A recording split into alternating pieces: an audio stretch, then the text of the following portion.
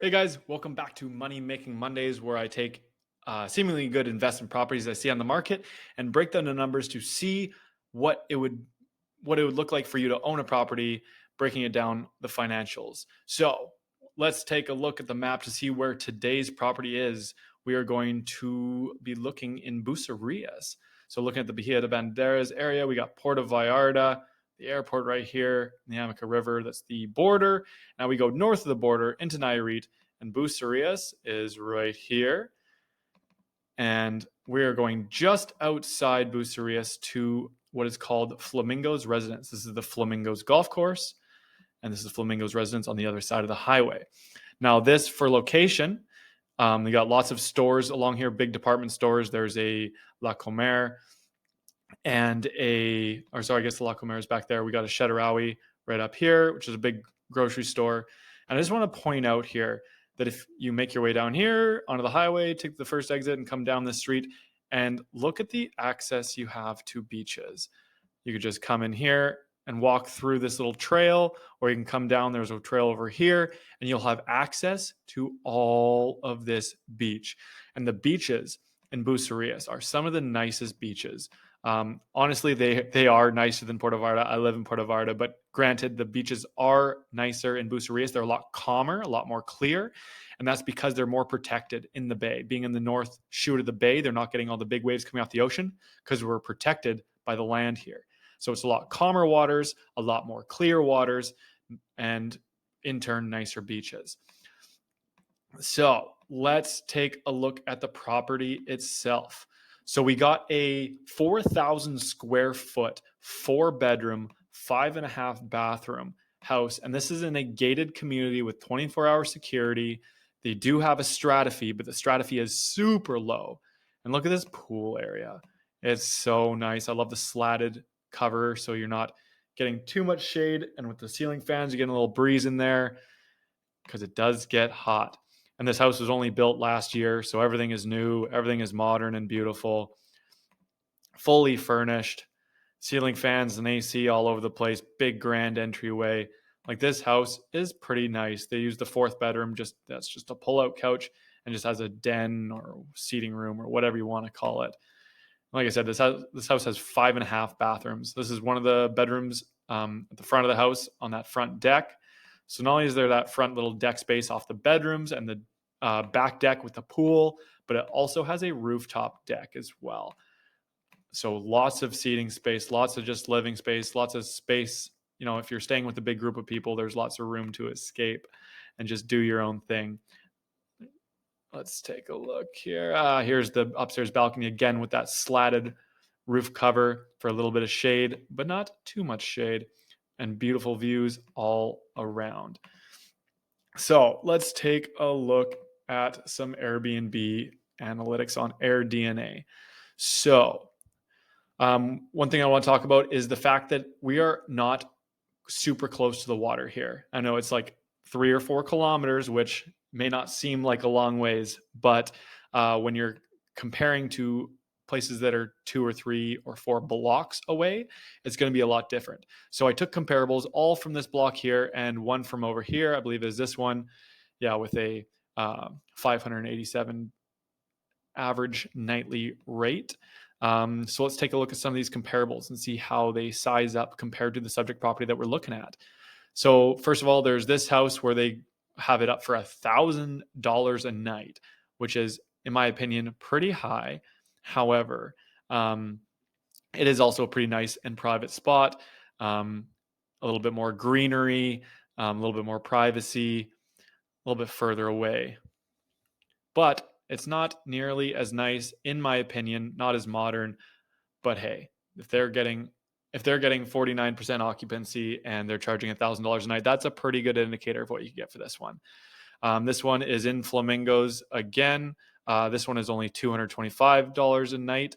And it's all common space. I don't think this one has its own pool. It's not nearly as modern. It is quite nice. It is quite clean looking. Oh, it does have a little splash pool.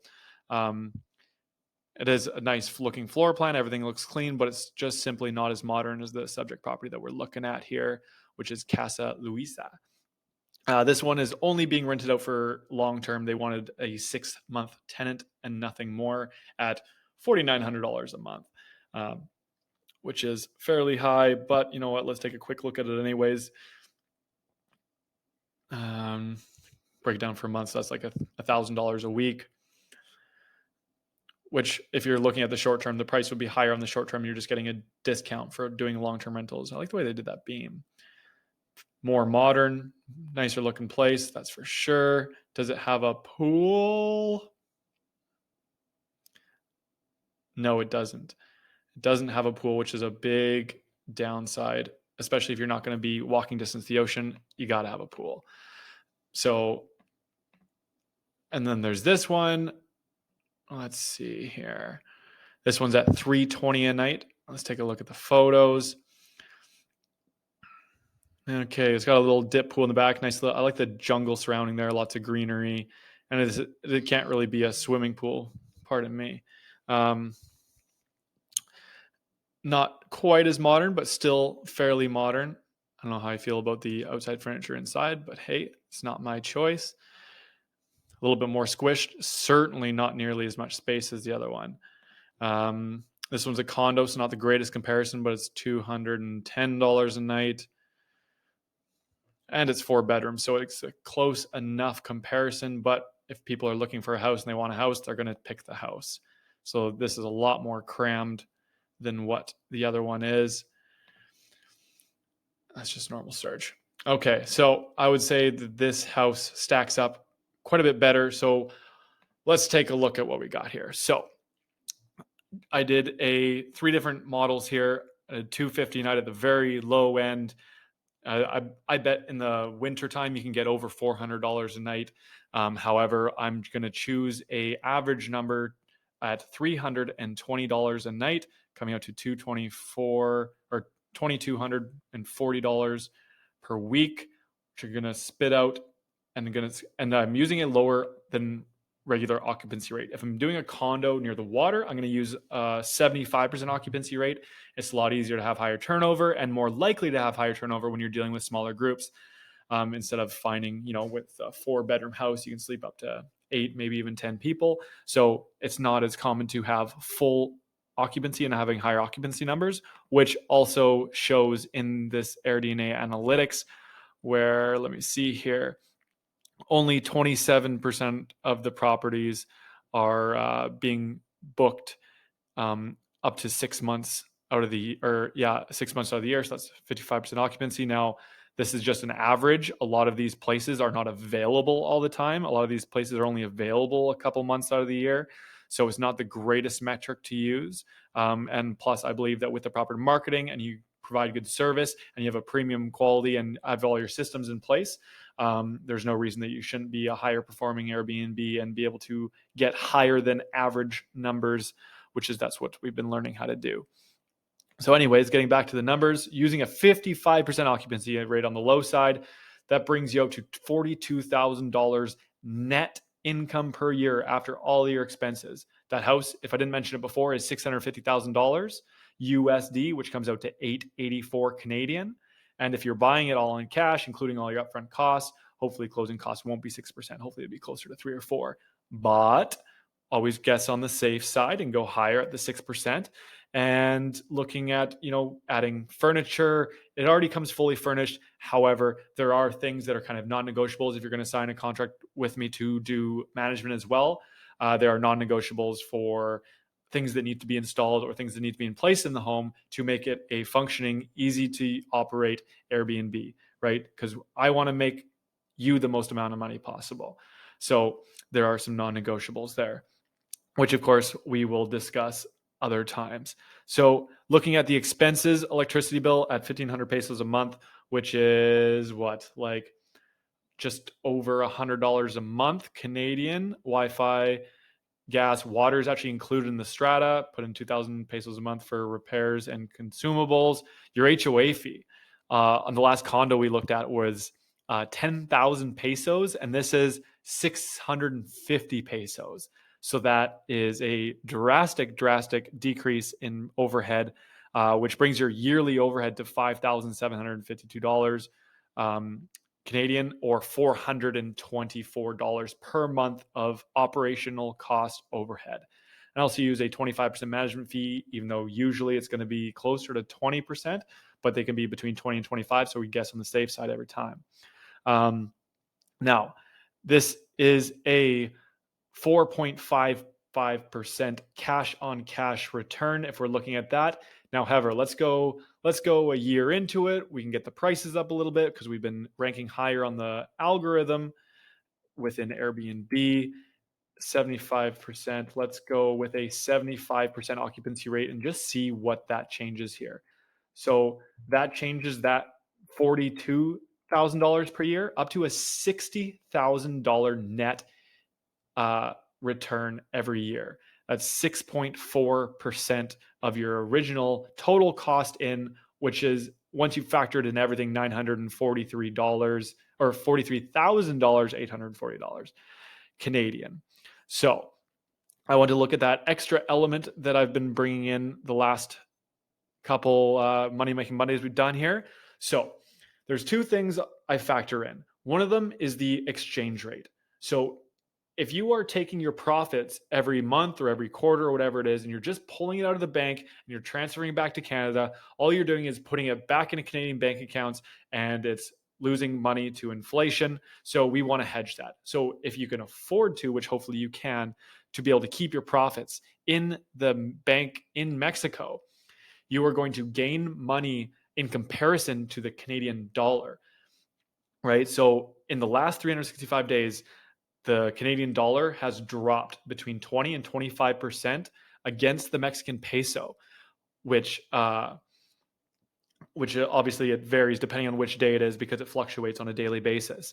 But that means that basically we have 20% less buying power in Mexico, but we can use that to our advantage to hedge our money against inflation by keeping it in a Mexican bank account where it will be gaining value in comparison to the Canadian dollar. So let's factor in, I factored in a number of a 7% increase over the year span that you are holding this property and you're keeping your profits in a Mexican bank account. Now, in comparison to a 20 to 25%, that's a pretty reasonable number to go off of. So that's why I chose it.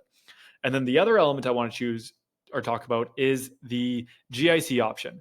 The Mexican government is getting big into the credit markets, and they're wanting to borrow a lot more money to be able to fund bigger projects for infrastructure to boost the economy and really build more infrastructure so that they can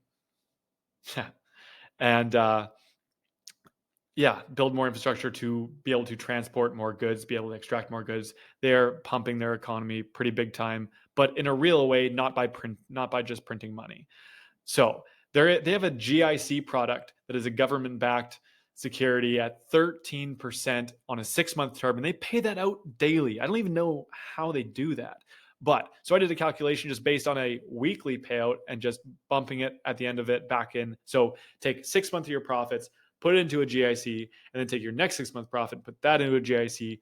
Between those two, gaining, compounding your interest through that investment vehicle, as well as gaining value versus the Canadian dollar in Mexican pesos. That boosts your income by your net income by 34%. That's an extra 34% on your money. That's how you make your money make you more money, which is an extra 9 point. I don't know what that is, but anyways, that brings it up to $92,000 of income. That's crazy. So, also another thing is looking at these statistics. The average growth of the rental, like the cost to rent in this area in Bucerias, is 12% quarterly. So I made an estimation based on a 12% annual increase in prices to rent Airbnbs, which brings, so say the next year it goes up by 12%, that means next year that $92,000 could turn into $95,000, an extra $3,000 just for the inflation of the cost of renting properties on short term in Bucerias. So that about wraps up Money Making Mondays. You have capacity to make a 6.4% cash on cash return. And if you utilize all the other goodies they have, brings out to that's what that is. 9.75% is your total cash on cash return if you're utilizing the exchange rate to your advantage, hiding your money from inflation, as well as utilizing investment banking products. And I have a contact in Puerto Vallarta that does all this stuff for you. So it's accessible to everyone once you get your residency and once you get a tax number from the purchase of your property. So these things can all be used. But we're at 15 minutes, so I'm going to cut this one off. That is Casa Lucia and Bucerias, a $650,000 4-bedroom house inside of a gated community. Now stay tuned for next week. We'll be back in Puerto Vallarta looking at another property closer to the water. And until next time, hope you enjoyed the video and stay tuned for the next one.